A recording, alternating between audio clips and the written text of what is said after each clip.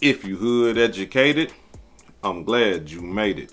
Allow me to unfold my knowledge, wisdom, and understanding from a hood brother's point of view to all of you, here, there, and everywhere. Now check me out. A single block on Chicago's west side has had 10 people shot in recent days. Our Larry Ellen checked out that block today and found an alleged gang leader who has explained what's behind the mayhem. Live on this block is into it with nobody. They're not into it with nobody. Over the last 6 days, 10 people have been shot on this block of Leamington Avenue near Madison in the Austin neighborhood. 5 of them were shot last night around 9:30. Witnesses told me the street sounded like a shooting gallery. Police blame it on a gang conflict. Kevin Watson says police have accused him of being a gang leader here. Which gang? The Mafia St. Viceroys. I'm not no gang leader, though. Watson spent a dozen years in prison on a shooting charge. He was released 4 years ago and now calls himself an elder on the block at age 31. What's going on here? It's a lot of different things going on. You know, a lot of people coming from different places, and unfortunately, they happen to get seen over here. Last night's shootings, he says, were probably due to gang members from a nearby neighborhood spilling onto the block on Leamington. Some of the residents here who declined to go on camera told me they feel safe on the streets during the daytime, but after dark, it's a different story. Watson recalls his younger days when troublemakers stole bikes instead of doing drive-by shootings. Right nowadays, you got Facebook, and everybody want to argue, and everybody tough, everybody want to play with guns. He says he's offered to help police manage the violence, but they haven't taken him up on it. He insists he's on their side. I'm not influencing nobody to go out and shoot nobody or to fight or none of that. You know, if there's anything going on, if I could do something about it to prevent it or avoid it, that's the first thing I'm going to do. Larry Ellen, Fox 32 News. There was a heavy police presence in the neighborhood today. A department spokesperson says organized crime units are working to disrupt the gang activity there. Man was streaming on Facebook Live before he became second person killed on Austin block in 2 days, police report.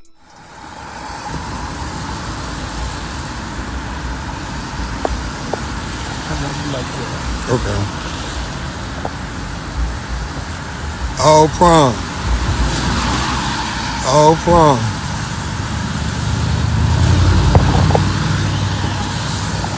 Niggas keep my name in y'all mouth with y'all bitch ass, but y'all can't fuck with me on no level. You ain't got more money than me. You can't whoop my ass. You don't just fly than me. Like, y'all just be hating to these hoes, man. Get you some money with your broke ass. I'm having fun. You gotta watch some of the motherfuckers you do business with. Real shit. You know what I'm saying? You be going to fuck with a motherfucker, see you got something going on, and now all of a sudden they want to keep upping the price on you. Like, get your weak ass up out of here. Or, you know what I'm saying? Some excuses.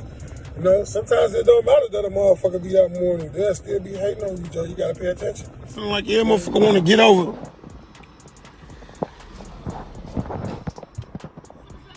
Yeah, no, I'm finna come out and fight. Not right now.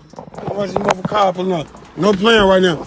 So, now, motherfucking, hold on, y'all.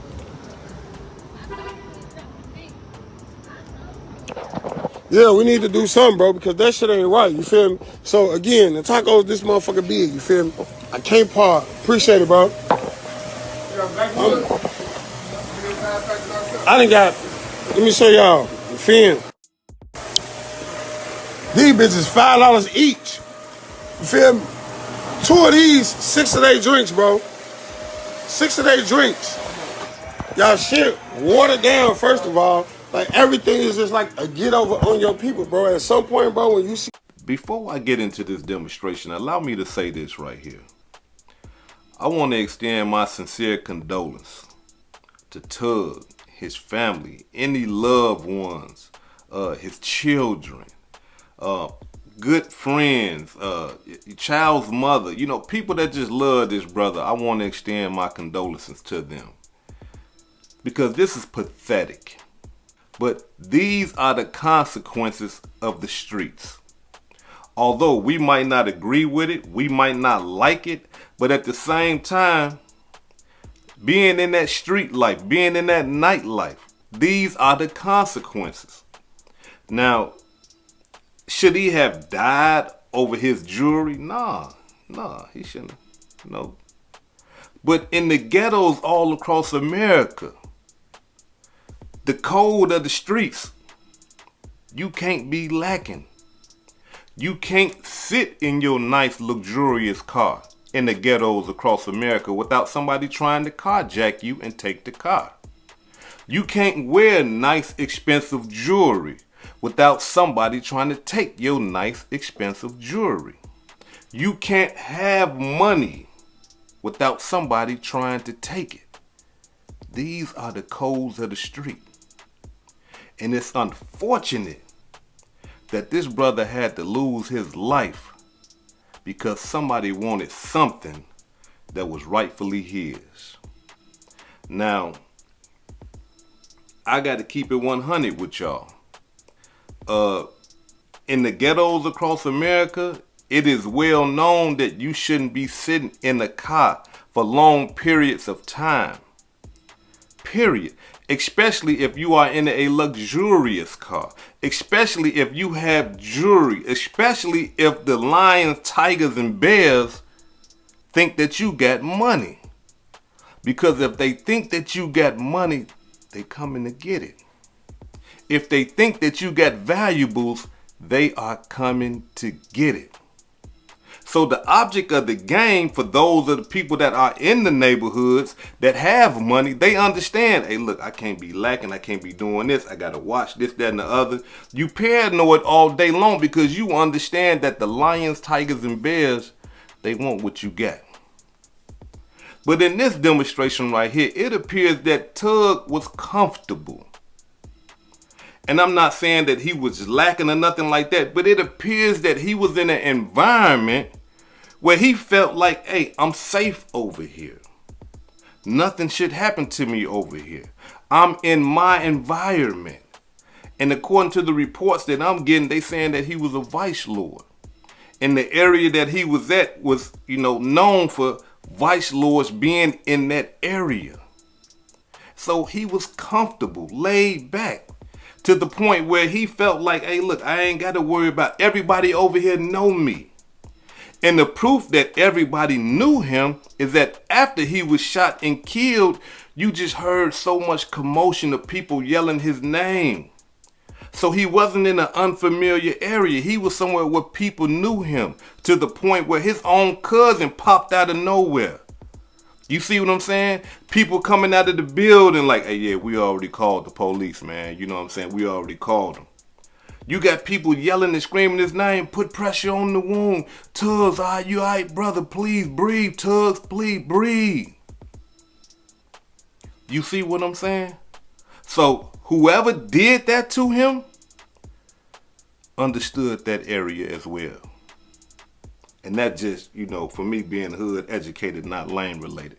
They understood the area so well that they understood where he was going to be at. And they understood that at that time that they pulled that jack, when they tried to rob him, that he was going to be there with that chain on. Now, allow me to say this right here. When somebody is trying to rob you, give it to them. Just look, hey, be nice about it. Don't be tough. Don't be talking crazy and all that type of stuff, because we got to understand the person that's robbing you believe he got all power and authority with this pistol. You see?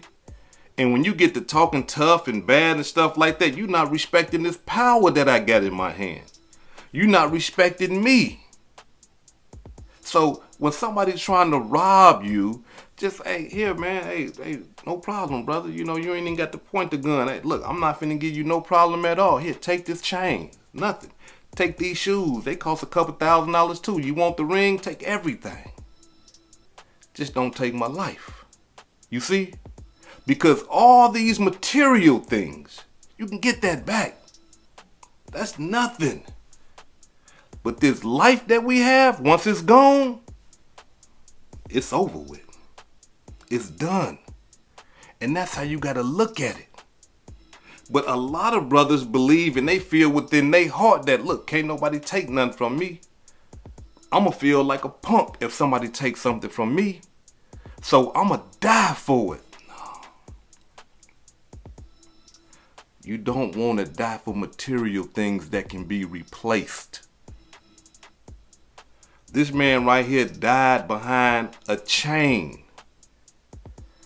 Some stuff that was dug out the ground and somebody shined it up and said, hey, this is valuable.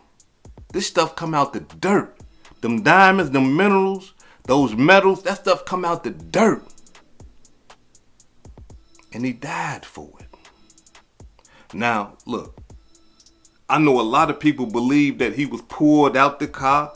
I understand that because we all have our own perception. We all have our own portion of understanding. But here's my portion of understanding. He was not pulled up out that car. He was not. When they rolled up on him, when they jumped out that car, the first thing you heard him say when they pulled the gun on him, whoa, wait a minute. He said, what's up, bro?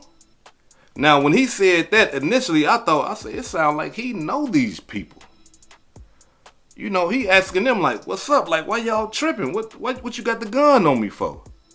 I mean, usually when somebody is robbing you and they pull a gun and you don't know this person, you're not going to be asking them like, what's up, bro? Like, hey, what y'all doing? You know, you're going to be like, okay, all right, hold on.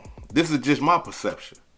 But the way he said, what's up, bro, was almost like he knew them. Like, what's up? Like, what is y'all tripping for? I'm talking about he even said it twice. And the second time, you hear the person say, take off the chain. And that's when he either like put his car in park, it looked like, or he did something and jumped out of the car because I seen his hand grab the steering wheel and he jumped out the car and he said, hell no.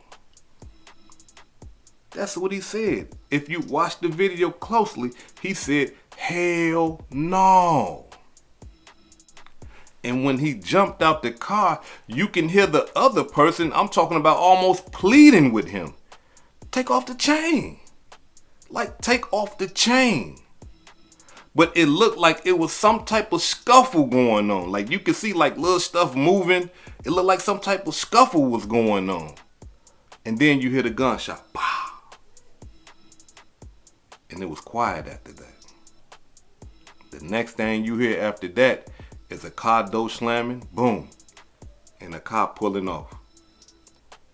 Then you hear his family members, you know, they come, or people that know him yelling his name and stuff like that. And it's too late. It's too late by that time. Because according to reports, he got hit in his chest. And a lot of the times when you get hit in the chest, you know, you got your lungs, you know what I'm saying? You got your heart, you know what I mean? You got real vital organs in that chest area. And a lot of times people don't make it from that. And unfortunately, this brother right here didn't make it. So again, when somebody robbing you or somebody pulling a gun on you, respect the robbery. Respect it. Hey, take it. It's yours. Because the jewelry and all that, y'all can get that back. Come on now, y'all. We got the money. Come on, you can get that back. So why was he there? Why was Tugg there? Well, if you pay close attention to the video, there was a drug deal going on. Look, we just got to be 100, y'all. It was a drug deal going on. And I got the proof. Check it out. Hold on.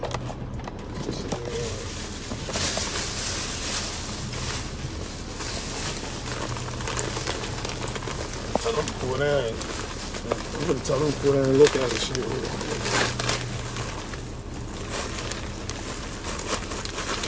10 minutes. I'm doing here. Alright. So, they don't pay y'all enough, bro. Now, as you can see, he told the lie. He said, hold on. Then he opened the door. And once he opened the door, you can hear a bag. You can hear the bag. That's going to be real important. I need y'all to pay attention to that. The sound of the bag, right? you can hear the bag. And once he get the bag, you can hear him going through the bag. And once he go through the bag, he tell the person who gave him the bag, I'm going to tell him to come down and look at it. Talking about somebody else. He says, I'm going to tell him to come down or to pull down and look at it. It'll be 10 minutes. I'm going to be right here. This what Tugg tell the guy that brought him the weed. Now, after that, you know, he closed the door, put the bag where it was, and then he got to chopping it back on camera. Now, the cold-blooded part about that whole demonstration is this right here. As soon as his cousin get into the car, after he has been shot, he's on the ground bleeding to death. His cousin comes to the car, and the first thing his cousin grabbed is the bag. Check it out. No, nobody touched nothing over here. Hey! This my blood cousin, fuck. I got him. I'm trying to find the key because this bitch is locked and that shit ain't. Huh? And that's what I'm finna see.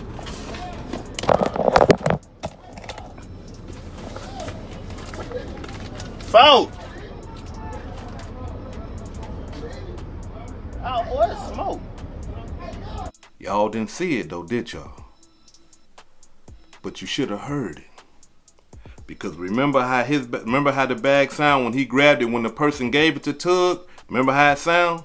Now I need y'all to pay close attention to the sound. As soon as that door open, you gonna hear the cousin grab the bag. Check it out. Hold on.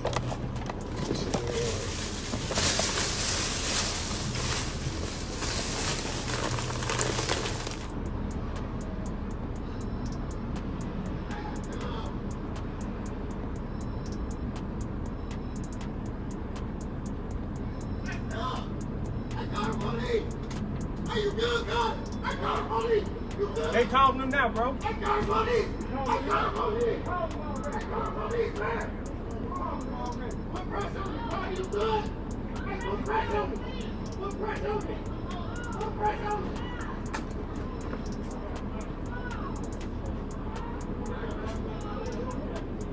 Hold on.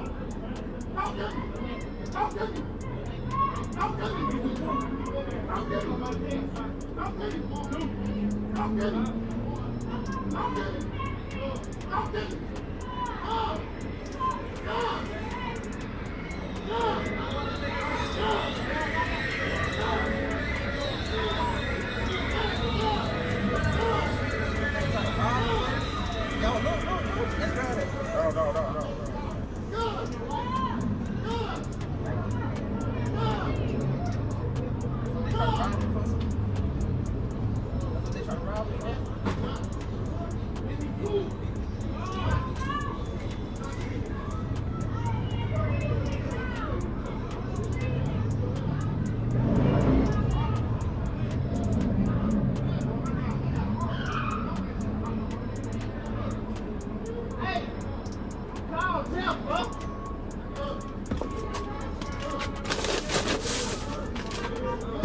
No, nobody touched nothing over here. Hey!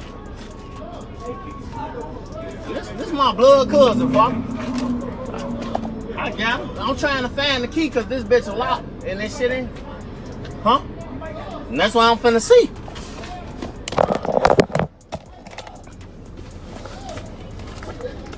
Folk! Oh, boy, it's smoke.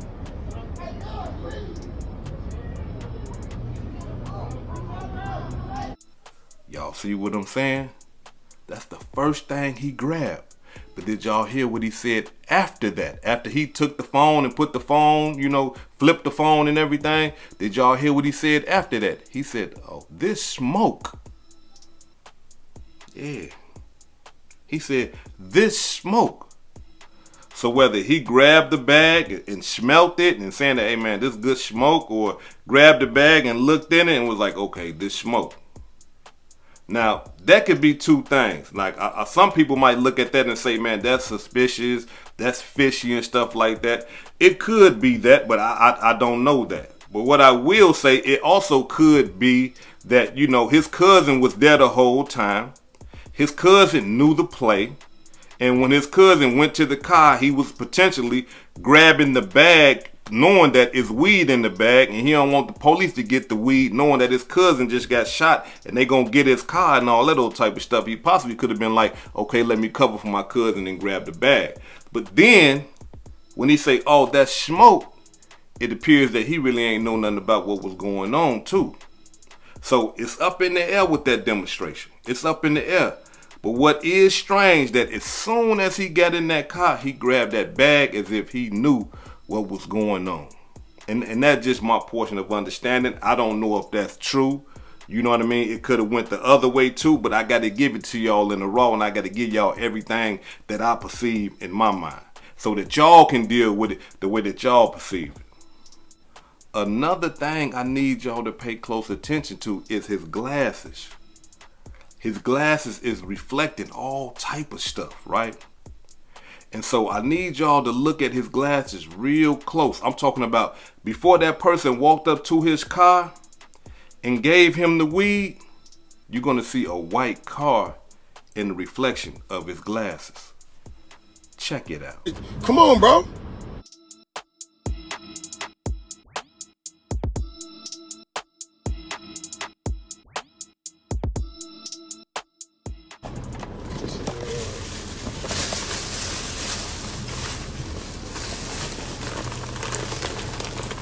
Tell him to pull down. I'm gonna tell him to pull down and look at this shit.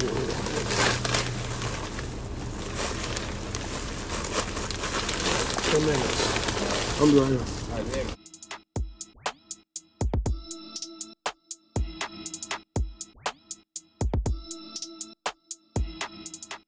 Y'all see what I'm talking about? Y'all seen that white cop pull in front of him? He didn't seem alarmed or none of that. Then the next thing you know, here come a person giving him a bag with the weed in it. But then when he get killed, you're gonna see, I don't know if it's the same white car, but it's gonna be a white car that pull up in front of him, and then the next thing you know, he's saying, what's up? What's going on? And he end up losing his life. Check it out.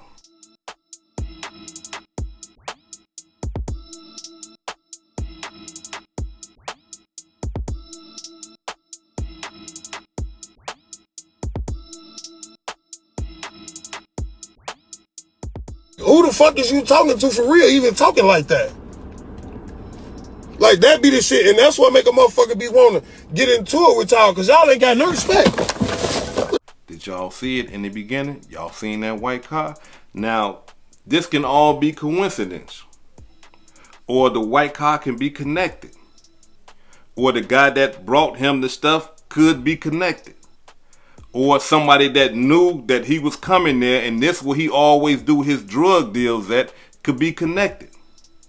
But to me, just in my perception, I believe that whoever did this to him know him. They probably don't know him personally, but they know of him.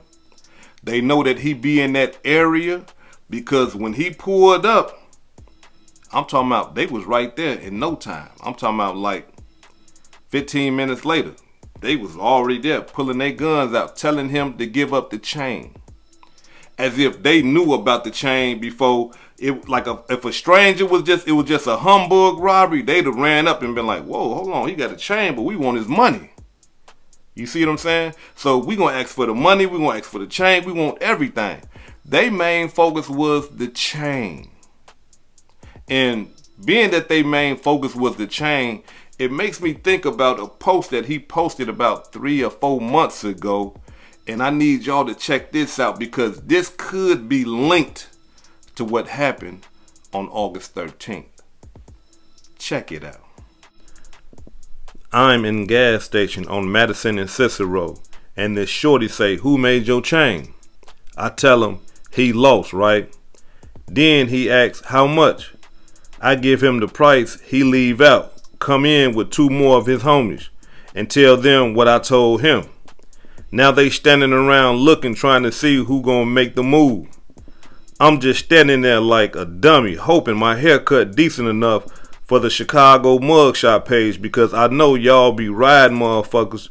But on a serious note, man, just leave me alone. I promise this shit will never end the way a motherfucker think. This ain't sugar, it's salt. Good night. It's a possibility. You see, it's a possibility. He in the same area, these same shorties, because the person that was asking for the chain sounded like a shorty. It didn't sound like a full grown man. It almost sounded like a woman. The boy voice was so soft. You see what I'm saying? And for the fact that for him to like get out the car and all that, he really didn't respect them. Because when somebody pull a gun on you, I'm talking about, look, you supposed to respect that, period. But it sound like some shorties, and how reckless and everything that it happened, it possibly could have been, I'm not saying that it is, possibly could have been them same shorties that he was talking about that was questioning him about his chain and was acting like they wanted to rob him then. And that's why he probably was like, what's up, bro? You know, like he like, what's up, bro? And even asked him again, like, what's up? And when they said take the chain off, he said, hell no. Now, if you want to see that part of the video, click the link that's going to be pinned at the top of the comment section. Go over there, get you a membership at my other channel over there, and check that video out and check out other videos, because y'all know I don't put that type of stuff on my comment, or you can find it anywhere on the internet if you can find it. But let me say this before I depart. If you in the ghettos across America and you looking like a bag of money, I don't care how safe that you believe that you are in your neighborhood, in somebody else's neighborhood, at the club or whatever, you are never safe, ever. Because you look like a bag of money to a bunch of people who are broke, poor, and starving. And they will chop your head clean off for some shit that done came out the ground. They will chop your hand off for some paper that somebody put some ink on and said, hey, this is money. So you gotta be careful. And it's not wise to look like a bag of money. I know a lot of people want to look nice and have all this jewelry and stuff like that, have on these clothes and have these nice cars and stuff like that. When you in the ghettos across America, no, those right there is green flags, not red flags. Them is green flags for the robbers, the thieves, the killers. Because they want what you got and they gonna get it. Even if they gotta take your life, they gonna get it. So I advise, if you getting money and stuff like that, man, be low key. You know, don't have your chain on everywhere you go. You know, you supposed to have your chain on just for certain events, when you bumping shoulder with like-minded people, with the people that got the same type of money, if not more money than you, then you put your chain on. But you just riding through the ghettos all across America, these lions, hyenas, they looking like, man, you looking like a steak. You putting yourself on the plate. And I know a lot of brothers feel like, man, I do what I want to do. I'm a full grown man. And you right, you can do what you want to do. But you got to understand the consequences that come with you doing what you want to do. There's people out here that would chop your head off, listen to me, for some jewelry. And they ain't gonna get nothing but probably about $4,000, $5,000 for it. And they done took your life. It's not worth it. It's not worth it at all. And again, allow me to say this before I depart. If you being robbed, be nice. Be kind, and just pleasantly give them your materials. Here, take it. No problem. Hey, nah, don't worry about it. You know, I know how it go, brother. I ain't even gonna call the police. I respect the game, man. Y'all ain't got to worry about nothing here, man. Here you go. You know, and go on on about your life. Go on and get that stuff again if you want it. But that should tell us something. Being that time and time again, we have people dying over jewelry. We have people dying over clothes. We have people dying over cars. That should tell us, hey, look, I don't want to wear that. I don't want to put that on. I don't want to drive that. Because when you do that, you become a target. This is hood educated, not lame related. Peace and love, and y'all take care of yourself out there. If I said anything that caused you to think, hit that like button and subscribe to the channel if you're not subscribed already. And if you're feeling generous, please make a small donation to the channel. Allow me to give a shout out to some of the blessings that I received this week. Allow me to give a shout out to Julian Hunter for the $10 super thanks. Thank you. Melissa Hardman for the $1.99 super thanks. Thank you. And Jay Schmoo for the $2 super thanks. Thank you. Larry Ferguson for the $25 cash app. Thank you. Shandon Gregory for the $10 cash app. Thank you. Champion Charlie for the $10 cash app. Thank you. And last but not least, Rodney Miller for the $10 cash app. This is hood educated, not lame related. Peace and love. And y'all take care of yourself out there.